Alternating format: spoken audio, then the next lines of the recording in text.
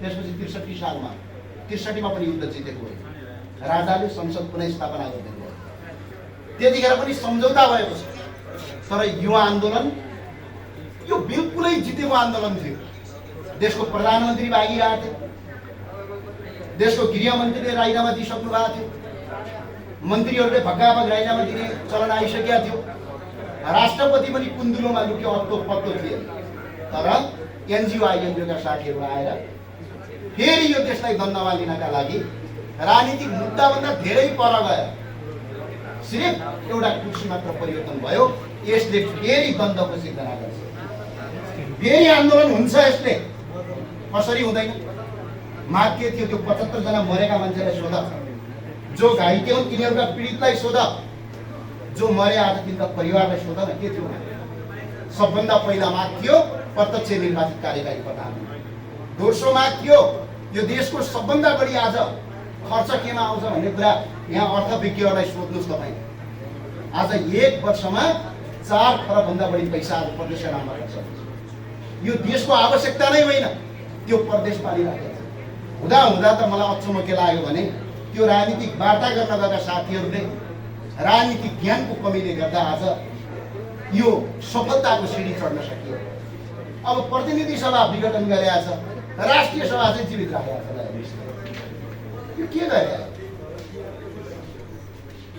ल मानौ उदाहरणका लागि ल हामी भोलि पार्टी खोल्नुभयो साथीहरूले सबैले, हामी नयाँ साथीहरू सब एकजुट बन्यौँ, चुनावमा गयौँ, 184 सिट ल्यायौँ। त संविधान संशोधन गर्नका लागि 184 सिट चाहिन्छ। कि त सुशीला कार्कीले जुन दिन प्रधानमन्त्री हुनुभयो त्यो दिन अन्तरिम संविधान जारी गर्नु पर्यो। अन्तरिम संविधान जारी भयो।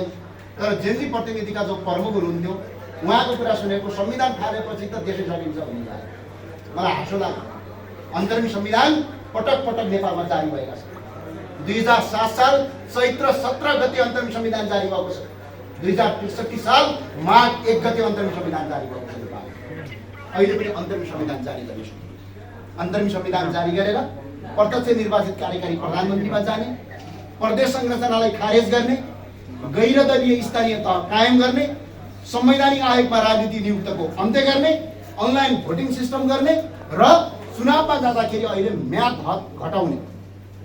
अधिकांश जेनजी साथीहरूलाई आज भन्न चाहन्छु, तपाईँले आन्दोलन गर्नुभयो तर तपाईँ अब उम्मेदवार बन्न पाउनुहुन्न। नेपालको संविधानको धारा यो पढ्नुहोस् त, 72 को धारा 87 मा छ, उमेर हकबन्दी हुन्छ।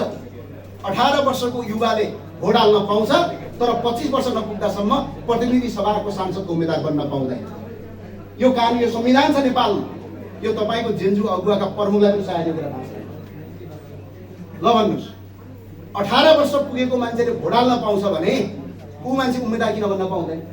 भोट हालेर आफ्नो प्रतिनिधि छान्न पाउँछ भने त्यो मान्छे तपाईँको उम्मेदवार किन बन्न नपाउँदैन? आज त्यही भएको कारणले गर्दा प्रतिनिधि सभामा 28, 29, 30 वर्षमा हामीले चुनाव जित्दा हामी त सबभन्दा कान्छा भन्नुपर्ने अवस्था छ। यदि 18 वर्षमा तपाईँको भोट हाल्न सकिन्छ भने 18 वर्षमै उम्मेदवार बन्न पाउने यदि व्यवस्था भइदियो भने त नयाँ युवा साथीहरू आउन सक्छन्।